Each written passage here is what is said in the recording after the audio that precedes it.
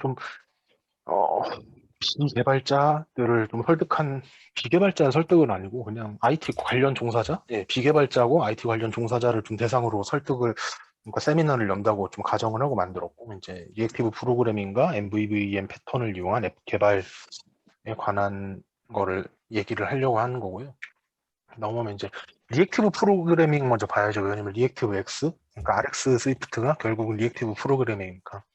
그러면 이제 여기서 선원형 프로그래밍이랑 비동기 데이터 흐름을 다루는 프로그래밍이라고 딱 큰 단락으로 정의를 할 수가 있는데, 선원형 프로그래밍 패러다임 같은 경우는 여기 옆에 보시면 지금 이게 명령형, 선원형 이렇게 있는데, 네, 이거예요. 명령 같은 경우는 그 목적을 이루기까지 되게 그 상세한 챕터들을 다 이제 기술을 하는 거고, 선언형 같은 경우에는 조금 이게 두루뭉술 하다고 해야 되나? 아니면은 그냥 그 뭔가 입력과 결과만 바로 좀 받아올 수 있게끔 이런 차이예요. 근데 이거는 사실 그거예요. 그 코드를 실제로 뭐 까보면은 그러면은 이 저기 도착까지 가는 과정을 하려면 결국은 저 명령형과 다 똑같아지지 않냐라고 생각을 할 수가 있는데, 그거 자체가 좀 패러다임의 차이인 것 같아요. 이제 명령형 프로그래밍과 선언형 프로그래밍은 이게 그 나중에 찾아보시면은 그 퍼사드, 퍼세이드라는 패턴이 있어요. 그게 이제 디자인 패턴인데, 그게 이제 이거랑 되게 저는 비슷하다고 생각을 한 게, 그거는 그거예요. 그 모든 그 함수들을 감싸는 함수를 하나 만드는 개념이거든요. 그러니까 뭐 컴퓨터 전원을 켜기 위해서 파워 서플라이에 뭐 전압을 얼마나 입력을 하고, 메인보드에 그 전기를 공급을 해서 뭐 메모리랑 CPU에 또 전압 볼트를 얼마나 공급을 하고, 이런 거를 그냥 그 온이라는 부팅이라는 그 함수 하나로 묶어가지고 좀 보여주는 그런 디자인 패턴이 있는데, 그거랑 좀 저는 비슷하다고 봐요. 이 패러다임 자체가.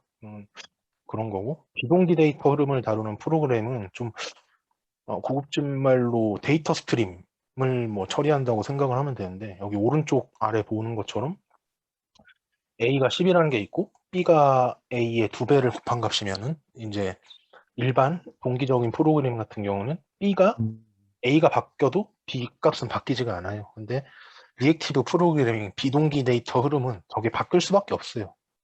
뭐 당연한 거죠. 저거는 비동기이기 때문에. 음, 근데 이거는 이제 그 RX 공부를 하면서 되게 많이 볼 건데, 이거를 거기서는 마블이라고 하더라고요. 그래서 이벤트들을 저기 바리에이블 저 데이터 처리를 하는 그 시퀀스를 보여주는 거고, 에러는 X, 그리고 컴플리션은 저 네모 짝대기로 구성이 됐고, 저게 그냥 기본 그 마블의 그거더라고요. 줄 뭐라고 해야 되지? 어쨌든 예, 저게 가장 기본적인 형태이고, 저걸 활용해서 RX 스위프트 그 연산자들을 되게 쉽게 다룰 수 있을 거고요. 옵저버 패턴은 이제 왜 설명을 하냐면은, 그 리액티브 X 홈페이지 가면은 옵저버를 이용한 그 뭐 비동기를 다루는 API다 뭐 이렇게 공식 홈페이지에 설명이 돼 있어서, 보면 이제 1대 N 관계로 이루어진 관찰 패턴, 그리고 객체를 구독하면 옵저버가 상태를 알려주는 건데, 한마디로 그냥 객체를 구독하면은 그 옵저버가 구독자들한테 상태를 알려주는 거고, 이거를 그 다이어그램을 보기에는 너무 복잡하고, 쉽게 좀 보면은 유튜브 같은 경우에는 이제 그 유튜브 채널 관리자가 채널 업데이트 하면은 구독자들은 그 업데이트 알림을 받아서 그거 뭐 보던지 뭐 어쩌던지 할 수 있는, 이게 제일 옵저버 패턴이면서 어쩌면 RX 스위프트 뭐 그런 거를 좀 쉽게 알려주는 그 표가 아닌가 저는 생각을 해요. 그리고 함수형 프로그래밍 이것도 되게 중요하죠. 함수형, 예. 펑셔널 리액티브 프로그램 뭐 패러다임 이러잖아요. 그 RX 음, 스위프트가.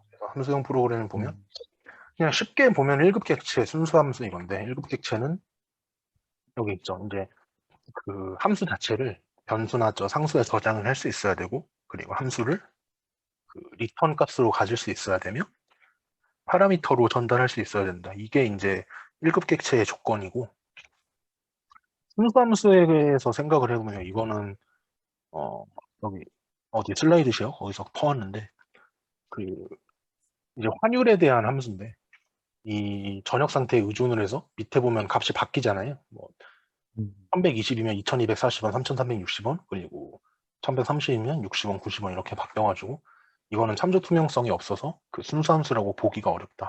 왜냐면 순수함수는 불변성이 있어야 되기 때문에 똑같은 값이 입력되면 반드시 똑같은 값이 나와야 된다는 게 가장 그 기본 베이스로 깔고 가기 때문에 순수함수라고 더 환율은 순수함수라고 보기 어렵다는 거고 이제 되게 앞에 많이 설명을 했어요. RX 스위프트 설명은 언제 하지? 좀 이런 생각이 있을 수 있는데 좀 설명을 드리면 리액티브 X 이제 관찰 가능한 스트림을 이용한 비동기 프로그래밍 API 옵저버를 이용한 그 비동기 프로그래밍 API고 리액티브 익스텐션의 줄임말이에요.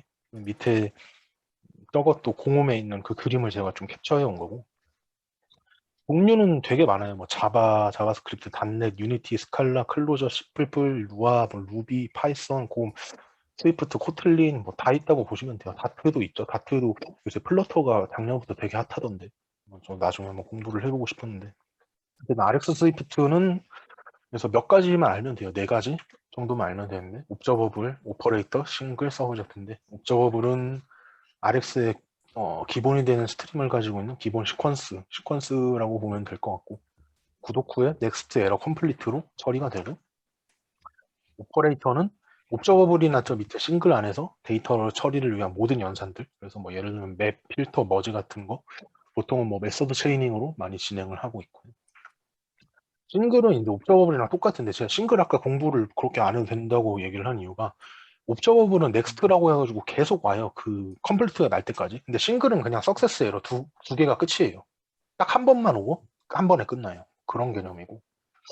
서브젝트는 이제 옵저버블을 좀 변수화 시킨다고 하면 될 것 같아요. 그 변수화 클래스화 이런 개념으로 데이터를 여러 개의 옵저버가 데이터를 관찰하거나 그러니까 좀 변수처럼 써먹을 때 사용해야 되는 옵저버와 옵저버블 사이에 좀 브릿지 역할을 하고 여러 개 쪽에 밑에가 대표적으로 여러 개의 옵저버가 데이터를 관찰해야 할 경우 자주 쓰이는 그런 그 개념이고요.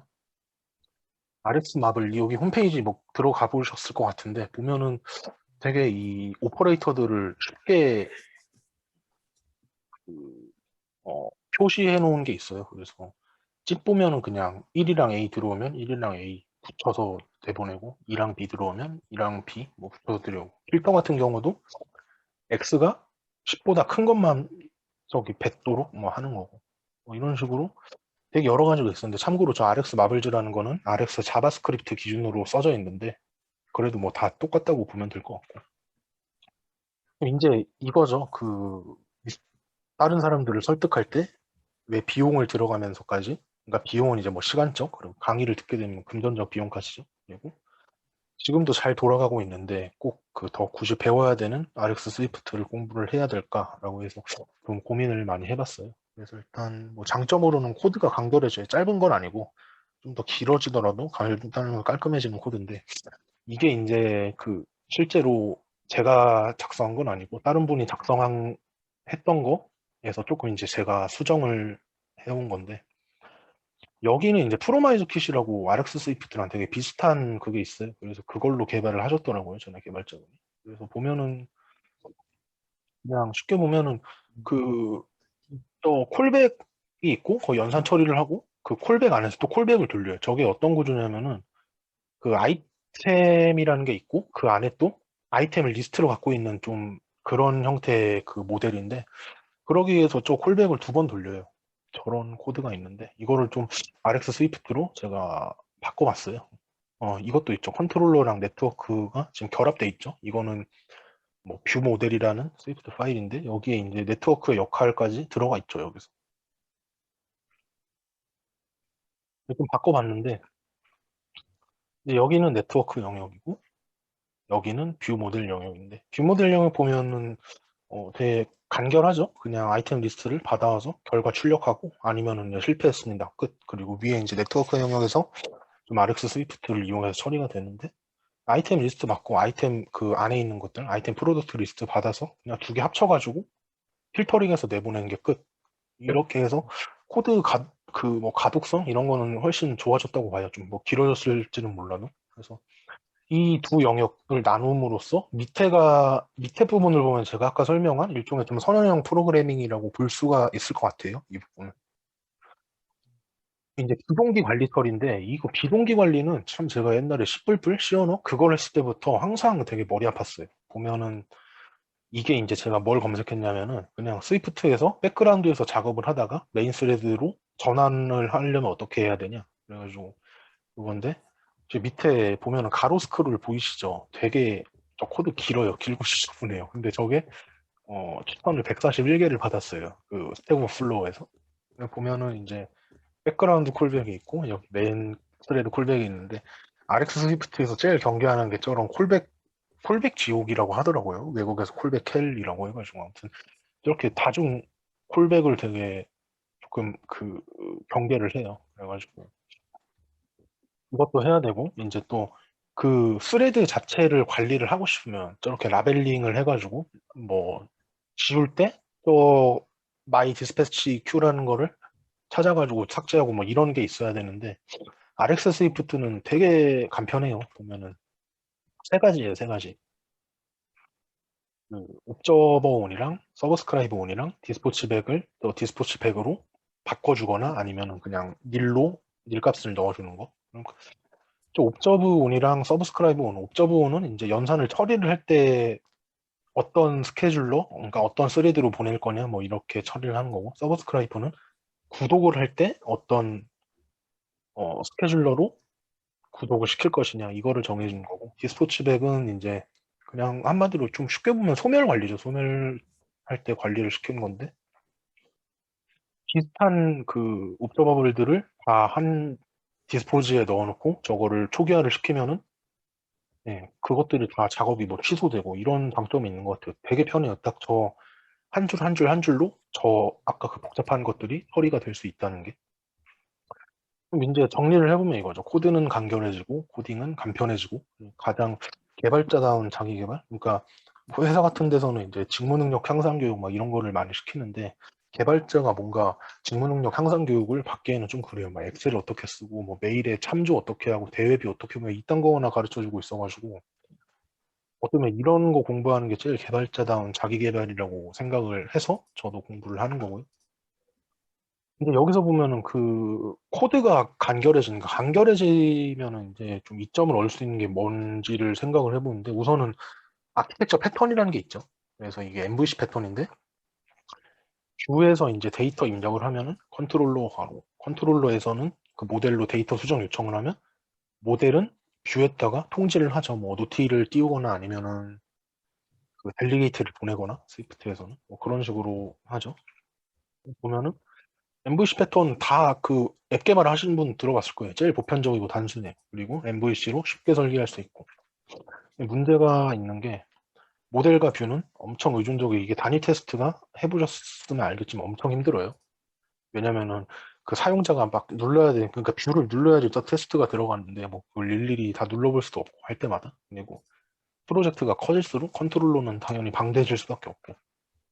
이게 이제 애플 MVC 패턴인데 애플 MVC는 뷰가 컨트롤러 붙어있죠. 뷰 컨트롤러라고 해가지고 라이프 사이클로 돌아가고 모델만 좀 떨어져 있는 형태예요. 이게 기본 패턴이에요. 그러니까 이게 그 애플은 이제 자기네들 컨트롤 프레임워크들을 코코아 프레임워크라고 하는데 그게 그거예요. 그 자바가 커피를 본따서 만들어졌다고 하잖아요. 이름이. 근데 코코아 프레임워크도 어린이들이 코코아 마실 수 있으니까 그러니까 어린이들도 할 만큼 되게 쉬운 프레임워크다. 이래서 이름을 그렇게 지었다고 해요. 실제로. 보면은 엄청 쉽고 간편하고 코드가 짧아요. 코드가 짧은 거는 근데 간단한 프로젝트일 때 코드가 짧은 거지 뭐 길어지면은 좀 택도 없는 소리고 정말. 근데 보면은 이제 프로젝트가 커질수록 뷰 컨트롤러가 정말 복잡해져. 그러면은 유지 보수도 힘들어지고 뭐 테스트도 어려워지고 이건 당연한 얘기고요. MVP 패턴이라는 게 있어요. 그래서 MVP 패턴은 뷰에서 프레젠터로 데이터를 입력을 하면은 프레젠터에서 모델로 수정을 하고 다시 모델에서 프레젠터로 반영을 해주고 그거를 다시 뷰로 반영을 해주는데 뷰와 프레젠터는 1대1 관계예요. 그래서 뷰가 있으면 프레젠터가 반드시 있어야 되고 좀 이런 관계가 있는데 장점은 있어요. 보면은 그 뷰와 모델 간의 의존성이 뭐좀 적다? 거의 없다는 수준이라고 봐도 될 것 같고 유닛 테스트도 당연히 쉬워지고 그러면 그리고 이게 잘 짜여져 있는 가정하에는 기능 수정이나 추가도 나름 수월해요. 근데 이제 이 제가 실제로 예전에 이렇게 개발해놓은 문제가 프레젠터는 이거는 근데 솔직히 V모델로 뭐 커지면 커질 수밖에 없는데 지금 프레젠터는 당연히 커질 수밖에 없고 뷰와 프레젠트가 1대1 구조이기 때문에 되게 의존적일 수밖에 없어요. 그리고 프레젠터가 커진다고 해서 뷰가 짧아지는 게 아니에요. 뷰도 하다 보면 커져요. 결국 코스가 되게 길어져요. 왜냐면은 그 막 뭔가 그 버튼들이 막 액션 그려지고 그러는 게 절대 짧지가 않아서 코드가. 근데 이게 MVVM이 패턴이 뭐 요새 되게 유행하는 건 아니고 좀 많은 규모 있는 프로젝트에서 사용하고 있는 패턴인데, 뷰에서 모델로 데이터 입력을 하면은 뷰 모델은 뷰에서 뷰 모델로 데이터 입력을 하면은 뷰 모델은 모델한테 데이터 수정 요청을 해요.